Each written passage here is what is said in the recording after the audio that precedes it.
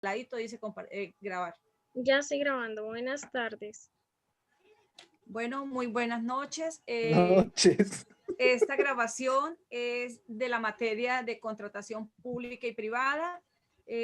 Nuestro grupo es el grupo 137. Un saludo muy especial al doctor Álvaro Vázquez. Los compañeros son Esteban Vega, Yorli Lisney Romero, Diana Carmen Saniño, Nanly Morales y Ángela Manrique.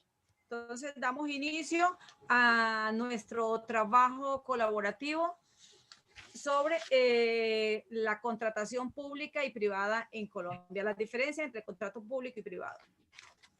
Tiene la palabra Diana.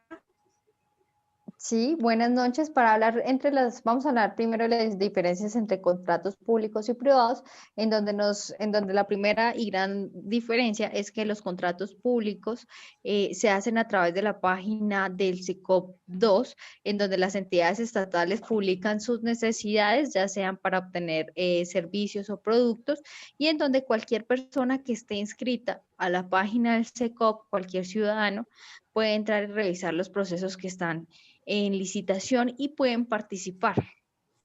La segunda gran diferencia es, pues, mientras que los contratos estatales deben ser públicos, los contratos privados no necesariamente son públicos, sino más bien, como lo dice su nombre, son privados y pueden escoger selectivamente quiénes serán sus oferentes. Sus etapas de contratación tampoco son públicas, a diferencia de la contratación pública, que todas sus etapas deben ser públicas, al igual que cuando se escoge el oferente, cualquier persona, cualquier ciudadano inscrito puede reconocer y ver por qué lo escogieron o por qué no lo escogieron. Mientras que en la contratación privada, pues simplemente son documentos privados de cada empresa. Otra diferencia es que los recursos económicos de la celebración de cada contrato en la contratación pública pues son con recursos públicos o mixtos, y pues en la contratación privada son de los recursos privados de las personas, de los dueños de las empresas. Otra diferencia es que la contratación pública se hace para el beneficio general, el beneficio del Estado, el beneficio de los ciudadanos, mientras que la contratación privada, todo lo que se realiza es en beneficio de las empresas, de su propio beneficio. Otra gran diferencia también es que en la contratación privada no se entran inhabilidades como en la contratación pública. Así a grandes rasgos, esas son las diferencias más grandes que se encuentran entre la contratación pública y la contratación privada. Seguimos con Ángela, ¿seguimos con quién? Sí, me corresponde a mí las partes del contrato. Entonces, las partes del contrato público son la etapa precontractual, la etapa contractual y la postcontractual. La etapa precontractual es antes del inicio de todo contrato. La etapa contractual es cuando ya se va a firmar el contrato y en esa etapa. La postcontractual es cuando ya el contrato se ha terminado y comenzamos a hacer la liquidación, el acta de liquidación, todo eso se hace en esa etapa. En el privado se inicia con el título, cuerpo sustantivo, exposición, cuerpo normativo y cierre y anexos. En esta etapa en la parte privada prácticamente es, digamos, como normal, igual que el otro. Lo que pasa es que simplemente lo diferencia de otra manera, pero prácticamente los requisitos son los mismos de una etapa de un contrato público a un contrato privado. Le damos la palabra a Liz. Lisney, sigo. Principios del contrato público y privado. Los principios que encontramos en el contrato público son los principios de abuso de derecho, de la autonomía de la voluntad, de la buena fe, de la consensualidad, de la costumbre del enriquecimiento sin causa, el error común, de la imprevisión y de la relatividad. Para los principios del contrato público tenemos la economía, la selección objetiva, la planeación, la transparencia y la responsabilidad. Sigue con los tipos o clasificación de contrato público. Le damos la palabra al compañero Esteban. Buenas noches. Buenas noches. Encontramos diferentes tipos de contratos, tanto en la parte privada como en lo público. Voy a explicar por ahí dos de cada uno porque el tiempo nos da y este temita es un poco extenso. En la parte privada encontramos el contrato unilateral, bilateral, gratuito, oneroso, conmutativo, aleatorio, principal, accesorio, real, solemne, conceptual. Estos son de la parte privada, basados en cada artículo. En el público encontramos contratos de obras públicas, contrato de concesión de obras públicas, contrato de concesión de servicios, contratos de suministro, contratos de servicio y contratos mixtos. Entonces, en la parte pública, entonces encontramos el contrato de obra, que es la ejecución de una obra, se participe o no en el proyecto, o la realización de una obra que cumpla los requisitos fijados por cualquier entidad pública.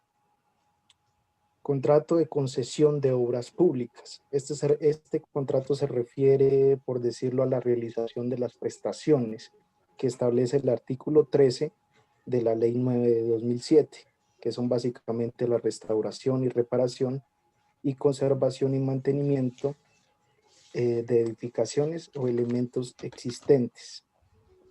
Vamos a la parte privada, que encontramos el contrato unilateral. El contrato unilateral se define como aquellos en los cuales quien se obliga es una sola parte, generando un compromiso y la otra no presenta obligación alguna, por decirlo así. Un claro ejemplo podría ser un contrato de préstamo de usos o bienes como vehículos, edificios, inmuebles, que generan cierto compromiso de una sola parte y la otra no. Encontramos en el artículo 14.496, que es el contrato bilateral. Este contrato hace referencia al interés bilateral, es decir, obligaciones de las dos partes. Pues se obliga a que tengan un compromiso mutuo, por decirlo así. ¿Listo? Listo, sí, señor. En el tema de responsabilidad por incumplimiento al contrato público y privado. La irresponsabilidad por el incumplimiento, pues esto nos lleva automáticamente a anular el contrato cuando incumplimos, ya sea con el público o con el privado, automáticamente se procede a anular el contrato. Y también se impone una sanción. Y nos dice también que el incumplimiento, cuando llega a la fecha acordada para su incumplimiento, cuando ocurre un incumplimiento del asunto, se debe mirar según las partes que se incumplan y lo que no se incumplan. Y cuando una de las partes incumplió, quien ha cumplido tiene dos opciones de elegir, dadas en el artículo 1546 del Código Civil: exigir la resolución del contrato, exigir el cumplimiento del contrato, pero la mayoría, entre las dos, se procede automáticamente a cancelar el contrato. Entonces, siempre en la parte pública, tanto en la parte privada, también por incumplimiento de una vez se lleva y hay una sanción. Entonces, en las dos partes siempre es un gravísimo uno incumplir con un contrato, digamos, en el tema sin justa razón. Entonces siempre tenemos que tener, para poder, digamos, tener como la justificación o en el momento que ya por cualquier motivo no podamos cumplir con ese contrato, simplemente aplazamos el contrato. Pero si llegamos a que nosotros incumplimos repetidamente, esto es gravísimo el incumplirlo. Entonces automáticamente, y tiene sanciones económicas, tiene sanciones hasta de cárcel, según la cantidad del, digamos, el problema que sea, pero automáticamente se procede a anular el contrato.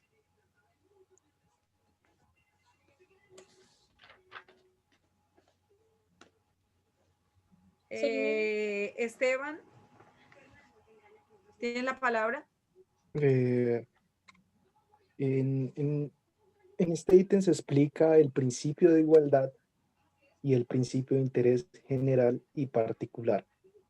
Bueno, el principio de igualdad es muy interesante porque este no se aplica mucho en las contrataciones, desde mi punto de vista, ya que pues se tiene como un favoritismo siempre en la contratación.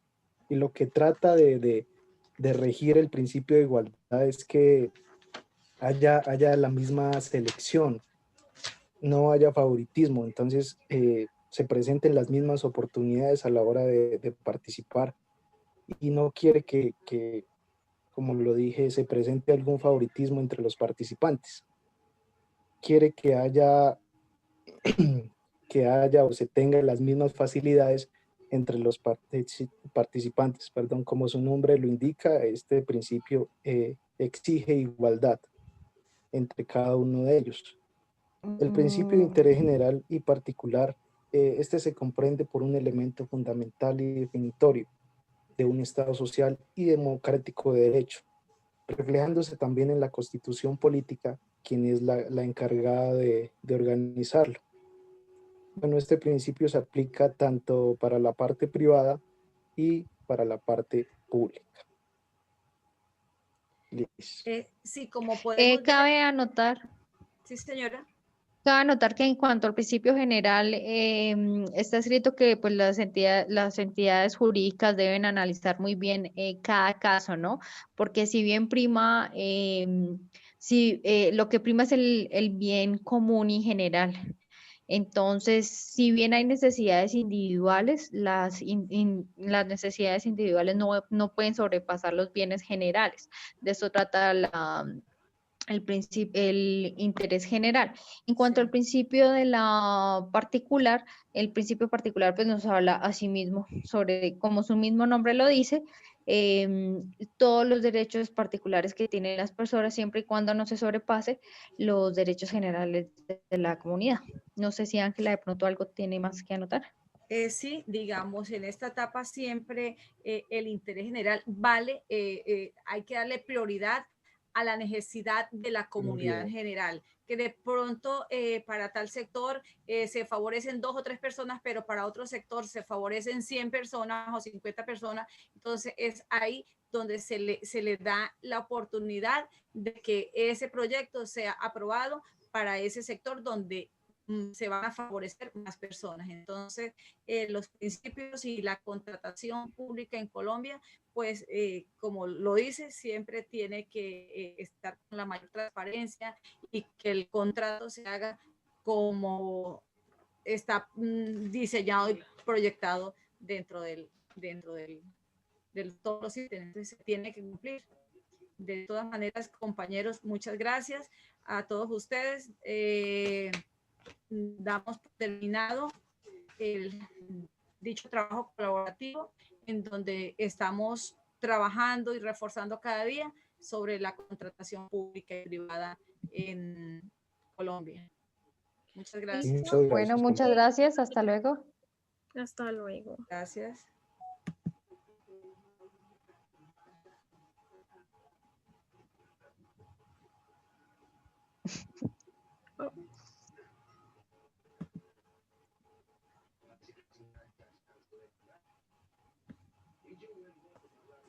No, nadie. ¿Qué pasa? Que finalizan la grabación. Lo siento, por favor, no se rían. Toca recortar el video. No, queda completo, se nos puede recortar.